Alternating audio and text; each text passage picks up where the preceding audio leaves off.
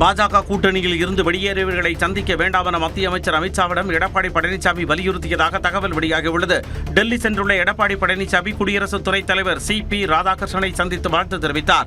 இதனைத் தொடர்ந்து அமித்ஷாவை அவரது இல்லத்தில் சந்தித்து தேர்தல் மற்றும் கூட்டணி உள்ளிட்டவை தொடர்பாக எடப்பாடி பழனிசாமி பேசியதாக கூறப்படுகிறது.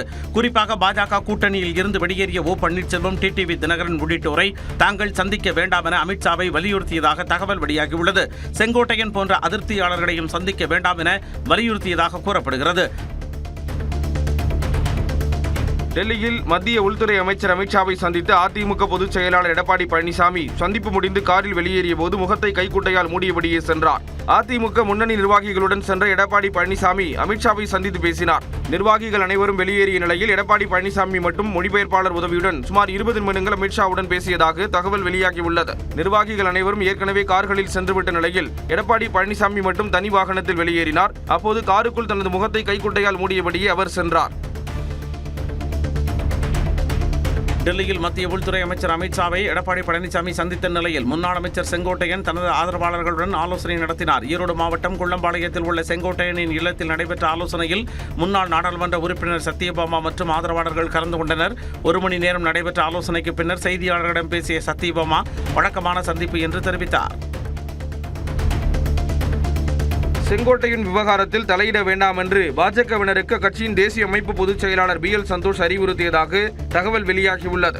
சென்னையில் நேற்று நடைபெற்ற கூட்டத்தில் அக்கட்சியின் முக்கிய நிர்வாகிகள் பலர் கலந்து கொண்டனர். அப்போது பேசிய BL சந்தோஷ் தேர்தலில் ஒற்றுமையுடன் இருக்க வேண்டும் என்றும் சிறிய பிரச்சனைகளில் ஒற்றுமை இழந்துவிடக் கூடாது என்றும் தெரிவித்ததாக கூறப்படுகிறது. கூட்டணி விவகாரம், உட்கட்சி பிரச்சனை போன்றவற்றை தேசிய தலைமை பார்த்துக் கொள்ளும் என்றும் அறிவுறுத்தியதாக தகவல் வெளியாகியுள்ளது. பாஜகவை வலுப்படுத்துவது தொடர்பாக மாநில தலைவர் நயினார் நாகேந்திரன், முன்னாள் தலைவர் அண்ணாமலை உள்ளிட்டோர் தலைமையில் குழுக்களும் அமைக்கப்பட்டுள்ளதாக கூறப்படுகிறது.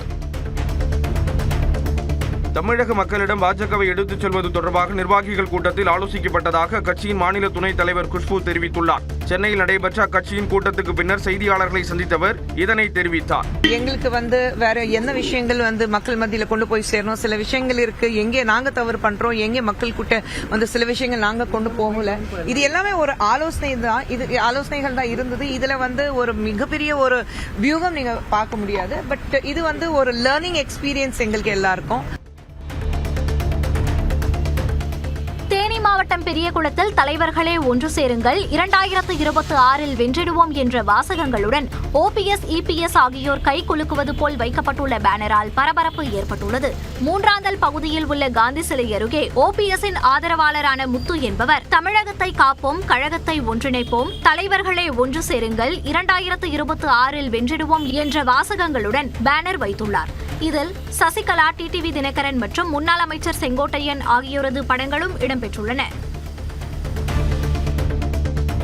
நன்றியோடு தாங்கள் இருப்பதாக எடப்பாடி பழனிசாமி கூறுவது சாத்தான் வேதம் ஓதுவது போன்று இருப்பதாக அமமுக பொதுச் செயலாளர் டிடிவி தினகரன் விமர்சித்துள்ளார். தஞ்சையில் செய்தியாளர்களிடம் பேசிய அவர், ஜெயலலிதா மறைவிற்கு பிறகு அதிமுக ஆட்சியை காப்பாற்றியது அதிமுக சட்டமன்ற உறுப்பினர்கள் தான் என்று பதிலடி கொடுத்தார். நன்றி மறப்பது நன்றன்று, நன்றல்லது அன்றே மறப்பது நன்றுன்னு சொல்ல யார் பேசுறா? சாத்தா வேதம் கொடுக்குற மாதிரி இருக்கு. பழனிசாமியின் செயல்பாடு சரியில்லைன்னா முதலமைச்சர் பழனிசாமியை மாத்தணும்னு தான் அவங்க கவர்னர்கிட்ட போய் மனு கொடுத்தாங்க. அவங்க ஒன்றும் கவுக்கணும்னு போல. கரூரில் முதலமைச்சர் MK ஸ்டாலின் தலைமையில் திமுக முப்பெரும் விழா இன்று நடைபெறுகிறது. பெரியார், அண்ணா பிறந்தநாள் மற்றும் திமுக துவக்க நாள் ஆகிய 3 நிகழ்வுகளை சேர்த்து கரூரை அடுத்த கோடங்கிப்பட்டியில் மாலை 5 மணிக்கு விழா நடைபெறுகிறது. விழாவில் முதலமைச்சரும் திமுக தலைவருமான MK ஸ்டாலின் திமுக மண்டலங்களில் ஒன்றிய, நகரம், பேரூராட்சி வாரியாக கட்சிப் பணியில் சிறப்பாக செயல்படுபவர்களுக்கு நற்சான்று மற்றும் பணமுடிப்பு வழங்குகிறார். விழாவில் ஏறத்தாழ 2 லட்சம் பேர் வரை பங்கேற்க உள்ளதாக கூறப்படும் நிலையில் அதற்காக 50 ஏக்கர் பரப்பளவில் பிரம்மாண்ட பந்தல் அமைக்கப்பட்டுள்ளது. சென்னையில் இரவு நேரத்தில் கனமழை பெய்ததால் தாழ்வான பகுதிகளில் தண்ணீர் தேங்கியது. சென்னையில் நேற்று பகலில் வான மேகமூட்டத்துடன் காணப்பட்ட நிலையில் நள்ளிரவு நேரத்தில் இடி மின்னலுடன் கனமழை பெய்தது. இதனால் தாழ்வான பகுதிகளில் தண்ணீர் தேங்கியது. தமிழ்நாட்டின் பல்வேறு பகுதிகளிலும் பரவலாக மழை பெய்தது. விருதுநகர் மாவட்டத்தில் பத்ராயிருப்பு மற்றும் சுற்றுவட்டார பகுதிகளில் அரை மணி நேரத்திற்கு மேலாக கனமழை பெய்தது. பத்ராயிருப்பு அருகே மகாராஜபுரம் 7வது வார்டு அம்பேத்கர் நகர் பகுதியில் குடியிருப்பு பகுதியில் நீர் சூழ்ந்ததால் மக்கள் அவதிக்கு உள்ளாகினர். சிவகங்கை மாவட்டத்தில் கனமழையால் சாலைகளில் மழைநீர் தேங்கி வாகன ஓட்டிகள் அவதிக்கு உள்ளாகினர்.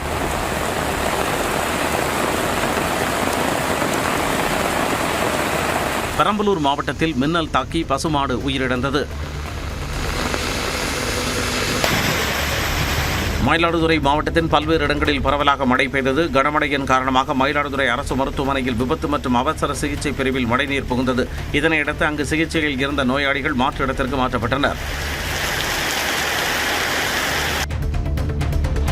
தமிழ்நாட்டில் இன்று 19 மாவட்டங்களில் கனமழை பெய்யும் என்று வானிலை ஆய்வு மையம் கணித்துள்ளது. இதன்படி காஞ்சிபுரம், செங்கல்பட்டு, திருவண்ணாமலை, திருப்பத்தூர், மயிலாடுதுறை, நாகப்பட்டினம், தஞ்சாவூர், திருவாரூர், புதுக்கோட்டை, சிவகங்கை, திருச்சி, மதுரை, தேனி, திண்டுக்கல், நீலகிரி, ஈரோடு, கிருஷ்ணகிரி, தருமபுரி, சேலம் ஆகிய மாவட்டங்களில் கனமழைக்கு வாய்ப்பு இருப்பதாக தெரிவிக்கப்பட்டுள்ளது. சென்னையில் மிதமான மழைக்கு வாய்ப்பு இருப்பதாகவும் வானிலை ஆய்வு மையம் கணித்துள்ளது.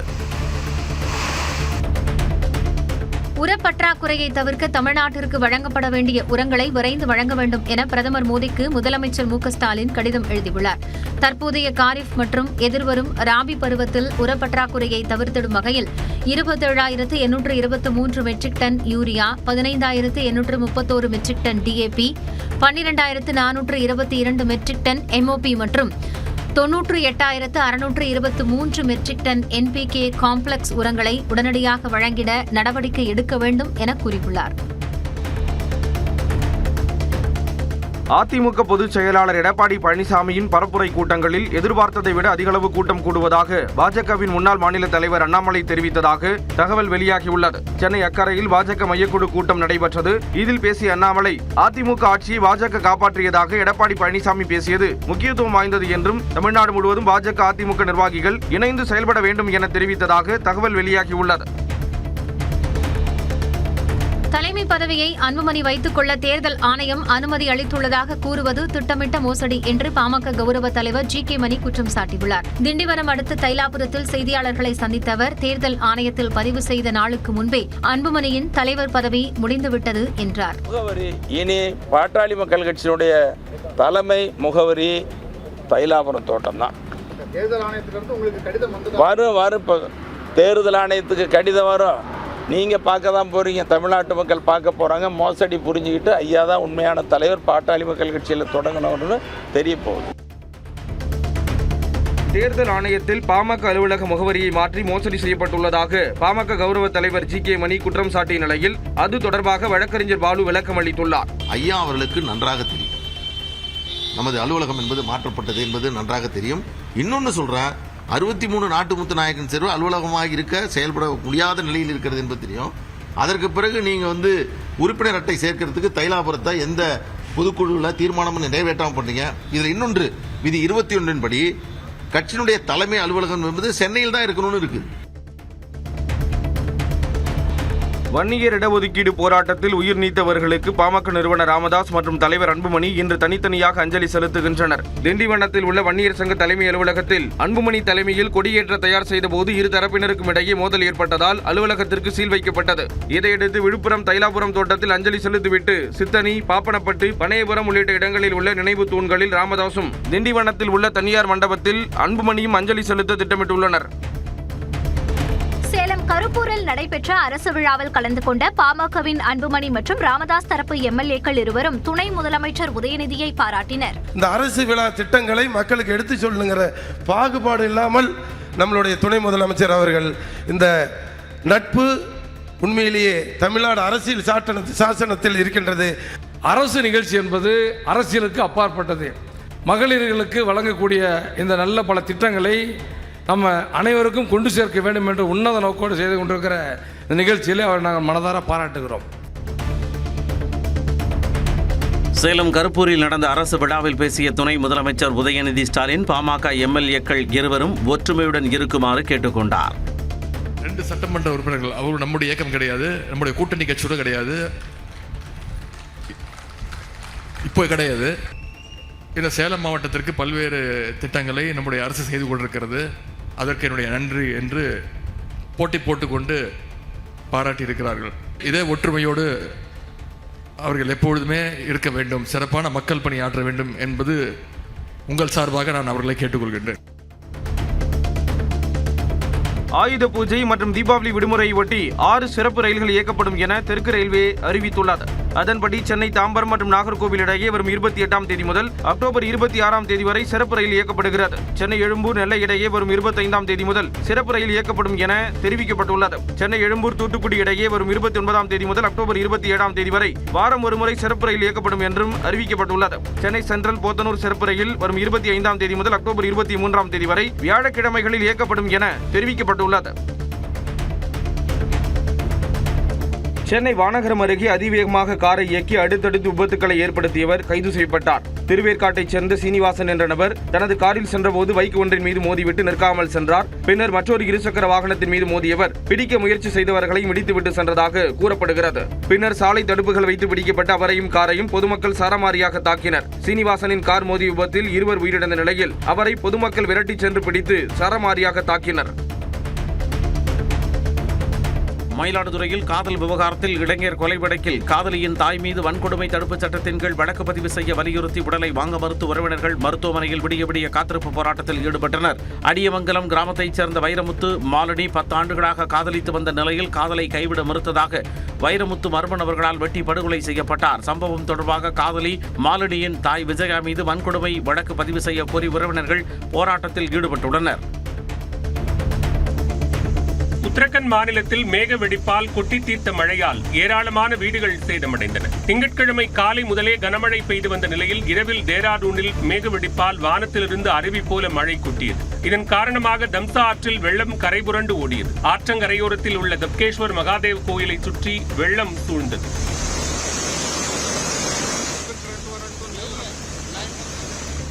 இமாச்சல் பிரதேச மாநிலத்தில் கொட்டி தீர்த்த கனமழையால் மண்டி மாவட்டத்தில் தரம்பூர் பகுதியில் வெள்ளம் சூழ்ந்தது. காட்டாற்று வெள்ளத்தில் சிக்கி பேருந்து நிலையத்திற்குள் நிறுத்தப்பட்டிருந்த பேருந்துகள் மற்றும் கார்கள் தண்ணீரில் அடித்துச் செல்லப்பட்டன.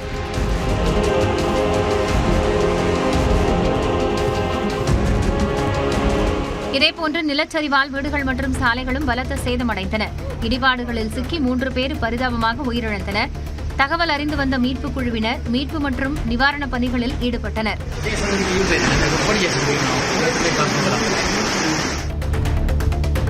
ஆசிய கோப்பை கிரிக்கெட் தொடரில் ஆப்கானிஸ்தானை 8 ரன்கள் வித்தியாசத்தில் வங்கதேச அணி வீழ்த்தியது. அபுதாபியில் நடைபெற்ற இந்த போட்டியில் வங்கதேச அணி 20 ஓவர்களில் 5 விக்கெட் இழப்பிற்கு 154 ரன்களை சேர்த்தது. பின்னர் களமிறங்கிய ஆப்கானிஸ்தான் அணியில் நிலைத்து ஆடிய தொடக்க ஆட்டக்காரர் ரஹ்மனுல்லா குர்பாஸ் 35 ரன்கள் சேர்த்தார். மற்ற வீரர்கள் சீரான இடைவெளியில் விக்கெட்டுகளை பறிகொடுத்ததால் 20 ஓவர்களில் அந்த அணி அனைத்து விக்கெட்டுகளையும் இழந்து 146 ரன்களையே சேர்த்து தோல்வியை தழுவியது.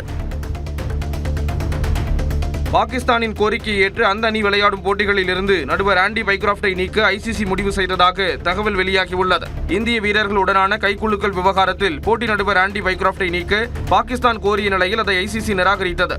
இதையடுத்து ஆசிய கோப்பையிலிருந்து விலகுவதாக பாகிஸ்தான் அறிவித்த நிலையில் ஐசிசியின் சுமூக பேச்சுவார்த்தையை அடுத்து பாகிஸ்தான் விளையாடும் போட்டிகளில் ஆண்டி பைக்ராப்ட் நடுவராக செயல்பட மாட்டார் என ஐசிசி உத்தரவாதம் அளித்ததாக தகவல் வெளியாகியுள்ளது. இசையமைப்பாளர் இளையராஜா தனது பேரன் இசையமைத்த பாடலை உற்சாகமாக பாடிய வீடியோ வெளியாகியுள்ளது.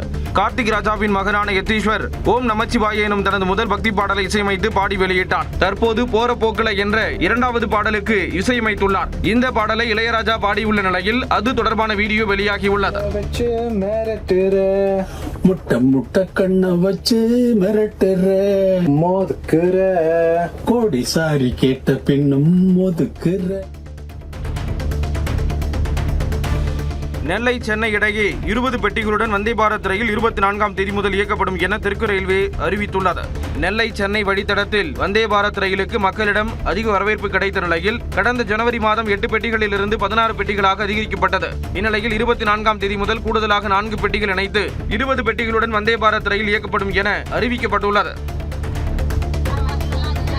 செங்கல்பட்டு மாவட்டத்தில் பாட்டாளி மக்கள் கட்சியின் முன்னாள் ஒன்றிய செயலாளர் வாசு கொலை செய்யப்பட்ட சம்பவம் பரபரப்பை ஏற்படுத்தியுள்ளது. இளந்தோப்பு பகுதியைச் சேர்ந்த பாட்டாளி மக்கள் கட்சியின் முன்னாள் ஒன்றிய செயலாளரும் அன்புமணியின் ஆதரவாளருமான வாசுவை அதே பகுதியைச் சேர்ந்த மாரி என்பவர் தலையில் கல்லை போட்டுக் கொன்றுள்ளார். இதையடுத்து சம்பவ இடத்திற்கு சென்ற செங்கல்பட்டு தாலுகா போலீசார் மாரியை கைது செய்து விசாரணை நடத்தி வருகின்றனர். சேலம் அருகே ஆம்னி பேருந்தில் 3 கிலோ தங்கம் கொள்ளையடிக்கப்பட்டதாக புகார் அளிக்கப்பட்டுள்ளது. கோவையில் இருந்து சேலம் வழியாக புதுச்சேரிக்கு சென்ற ஆம்னி பேருந்தில் 24 பேர் பயணித்துள்ளனர். இரவு 12:45 மணி அளவில் சங்ககிரி அருகே தேநீருக்காக பேருந்து நிறுத்தப்பட்ட போது பேருந்தில் பயணித்த கோவையைச் சேர்ந்த சங்கர் என்பவர் தனது பையில் வைத்திருந்த 3 கிலோ தங்கத்தை காணவில்லை என கதறி கூச்சலிட்டுள்ளார். பேருந்தில் பயணித்த பயணிகளில் பிஜி பாபு என்பவரை மட்டும் காணவில்லை என்பதை அறிந்து சந்தேகத்தின் அடிப்படையில் காவல்துறையினர் அவரை தேடி வருகின்றனர். உதகை அரசு மருத்துவக் கல்லூரிக்கு 2வது முறையாக மின்னஞ்சல் மூலம் வெடிகுண்டு மிரட்டல் விடுக்கப்பட்டதால் மாணவ மாணவிகள் வெளியேற்றப்பட்டனர். 2 மோப்ப நாய்கள் உதவியுடன் மருத்துவமனை கல்லூரிக்கு வந்த காவல்துறையினர் மாணவியர் விடுதியின் சமையல் அறை, தங்கும் அறைகளில் தீவிர சோதனை மேற்கொண்டனர். இந்த சோதனையில் வெடிகுண்டு மிரட்டல் செய்தி புரளி என தெரியவந்தது. திருச்சி அருகே நகை வியாபாரியிடம் 10 கிலோ தங்கம் திருடு போன விவகாரத்தில் ராஜஸ்தானை சேர்ந்த 3 பேரிடம் விசாரணை நடத்தப்பட்டு வரும் நிலையில் அவர்கள் பவாரியா கொள்ளையர்களாக இருக்கலாம் என காவல்துறையினர் தெரிவித்துள்ளனர். சென்னை சவுகார்பேட்டையை சேர்ந்த ஆர்கே ஜுவல்லரி மேலாளர் பிரதீப் ஷாட் என்பவர் திருச்சியில் நகைகளை விற்பனை செய்துவிட்டு திரும்பிய போது சிறுகனூர் அருகே மர்ம நபர்கள் அவரது காரை மறித்து மிளகாய் பொடி தூவி 10 கிலோ தங்கத்தை திருடிச் சென்றனர். இது தொடர்பாக ராஜஸ்தான் மாநிலத்தை சேர்ந்த 3 பேரை பிடித்து காவலர்கள் விசாரணை நடத்தி வருகின்றனர். புதுக்கோட்டை மாவட்டம் அரிமளம் அருகே பல ஆண்டுகளாக பொதுமக்கள் பயன்படுத்தி வந்த புதுப்பாதையை மீட்டுத் தரக்கோரி 50க்கும் மேற்பட்டோர் சாலை மறியலில் ஈடுபட்டனர். ஓட்டுப்பாலம்பட்டி கிராம மக்கள் பயன்படுத்தி வந்த பொதுப்பாதையை தனிநபர் ஒருவர் தனது பட்டா நிலம் என கூறி தடையை ஏற்படுத்தியுள்ளார். இது தொடர்பாக வட்டாட்சியர் காவல்துறையினரிடம் பலமுறை மனு கொடுத்தும் எந்தவித நடவடிக்கையும் எடுக்கவில்லை என்று கூறப்படுகிறது. இதனை கண்டித்து வன்னியம்பட்டி அருகே பொதுமக்கள் சாலை மறியலில் ஈடுபட்டனர். நெல்லை பாளையங்கோட்டை மத்திய சிறையில் உள்ள கைதிக்கு பேரிச்சம்பரத்தில் மறைத்து கஞ்சா கொடுக்க முயன்ற தாய் கைது செய்யப்பட்டார். அம்பாசமுத்திரத்தைச் சேர்ந்த லலிதா சிறையில் தடுப்பு காவலில் உள்ள தனது மகன் வினோத்திற்கு பிஸ்கெட், கடலை மிட்டாய், ஊறுகாய், பேரிச்சம்பழங்களை கொண்டு வந்துள்ளார். அவற்றை சிறை காவலர்கள் சோதனை செய்தபோது பேரிச்சம்பழங்களில் 3 கிராம் கஞ்சா பதுக்கி வைக்கப்பட்டிருப்பது தெரியவந்தது. லலிதா மீது போதைப்பொருள் தடுப்புச் சட்டத்தின் கீழ் வழக்கு பதிவு செய்யப்பட்ட நிலையில் அவர் கைது செய்யப்பட்டார். திருவண்ணாமலை அண்ணாமலையார் கோயிலில் மத்திய அமைச்சர் அர்ஜுன் ராம் மேக்வால் சாமி தரிசனம் செய்தார். கொடிமரத்தின் அருகே உள்ள சம்பந்த விநாயகரை வழிபட்ட அர்ஜுன் ராம் மேக்வால் அண்ணாமலையார் உண்ணாமலை அம்மன் சன்னதிக்கு சென்று தரிசனம் செய்தார். இதையடுத்து அவருக்கு கோயில் நிர்வாகம் சார்பில் மாலை அணிவிக்கப்பட்டு பிரசாதங்கள் வழங்கப்பட்டன. பன்ருட்டியில் அரசு பேருந்தில் ரகளையில் ஈடுபட்ட பள்ளி மாணவர்கள் மீது நடவடிக்கை எடுக்க பொதுமக்கள் கோரிக்கை விடுத்துள்ளனர். பன்ருட்டியிலிருந்து கடலூர் நோக்கி சென்ற அரசு பேருந்தில் பட்டாம்பாக்கம் பகுதியில் ஏறிய பள்ளி மாணவர்கள் ரகளை செய்ததாக கூறப்படுகிறது. இதனை நடத்துனர் கண்டித்ததால் அவரை தகாத வார்த்தைகளால் பேசி மாணவர்கள் மிரட்டல் விடுத்தனர். இதனால் பேருந்து பாதி வழியிலேயே நிறுத்தப்பட்டதால் பயணிகள் உரிய நேரத்தில் செல்ல முடியாமல் அவதியடைந்தனர்.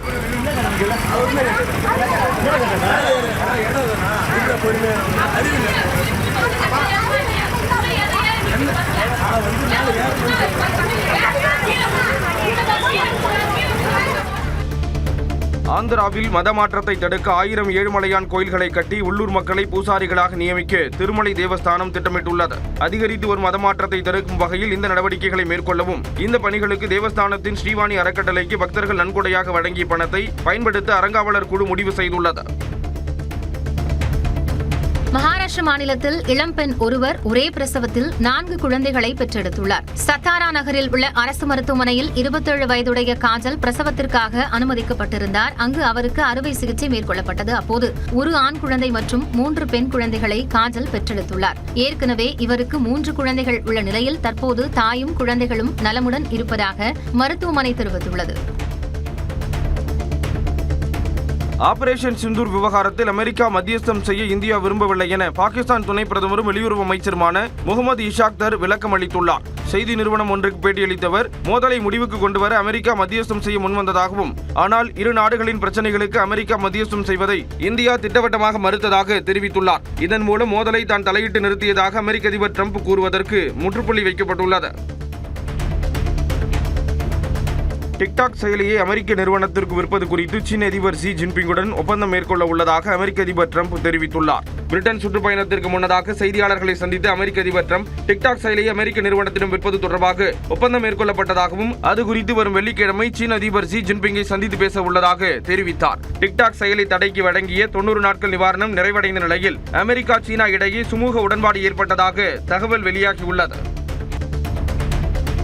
தமிழ்நாட்டில் உள்ள வாக்குச்சாவடிகளின் எண்ணிக்கையை 74,000ஆக அதிகரிக்க உள்ளதாக மாநில தேர்தல் ஆணையம் தெரிவித்துள்ளது. ஒரு வாக்குச்சாவடியில் 1200 வாக்காளர்கள் மட்டுமே இருக்க வேண்டிய நிலையில் தமிழ்நாட்டில் உள்ள வாக்குச்சாவடிகளின் எண்ணிக்கை 68,000 74,000ஆக அதிகரிக்கப்படுகிறது. புதிதாக உருவாக்கப்படும் 6,000 வாக்குச்சாவடிகள் குறித்து ஒரு வாரத்திற்குள் அரசியல் கட்சிகளுடன் ஆலோசனை நடத்தி வாக்குச்சாவடிகளை இறுதி செய்ய மாவட்ட தேர்தல் அலுவலர்களுக்கு தேர்தல் ஆணையம் உத்தரவிட்டுள்ளது.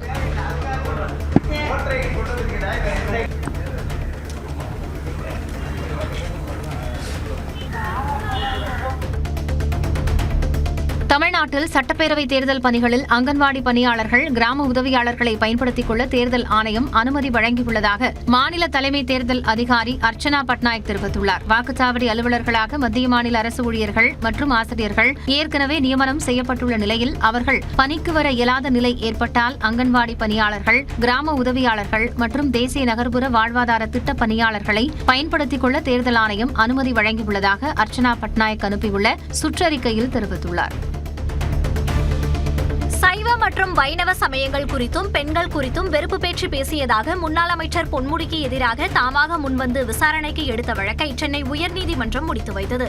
இந்த வழக்கை விசாரித்த நீதிபதி சதீஷ்குமார் பொறுப்பான பதவியிலிருந்து பொன்முடி இதுபோன்ற பேச்சை தவிர்த்திருக்க வேண்டும் என்று தெரிவித்தார். மேலும் இந்த வழக்கு முடித்து வைக்கப்பட்டதை எதிர்த்து புகார்தாரர்கள் மாஜிஸ்ட்ரேட் நீதிமன்றத்தை அணுகலாம் என்றும் அனுமதியளித்து உத்தரவிட்டார். சேலத்தில் சுற்றுப்பயணம் மேற்கொண்ட துணை முதலமைச்சர் உதயநிதி ஸ்டாலின் மாவட்டத்தில் மேற்கொள்ளப்பட்டு வரும் வளர்ச்சித் திட்டங்கள் குறித்து ஆய்வுக் கூட்டம் நடத்தினார். சேலம் ஆட்சியரகத்தில் நடைபெற்ற ஆய்வுக் கூட்டத்தில் முதலமைச்சரின் காலை உணவு திட்டம், மகளிர் விடியல் பயணம், தமிழ் புதல்வன், மகளிர் உரிமை தொகை உள்ளிட்ட திட்டங்களின் பயனாளிகளின் விவரம் குறித்து அதிகாரிகளிடம் துணை முதலமைச்சர் உதயநிதி ஸ்டாலின் கேட்டறிந்தார். முன்னதாக அரசு போக்குவரத்து கழகம் சார்பில் 12 தாழ்தள பேருந்துகள் மற்றும் 5 மகளிர் விடியல் பயணம் பேருந்துகள் என 17 புதிய பேருந்துகளை மக்கள் பயன்பாட்டிற்கு உதயநிதி ஸ்டாலின் கொடியசைத்து தொடங்கி வைத்தார்.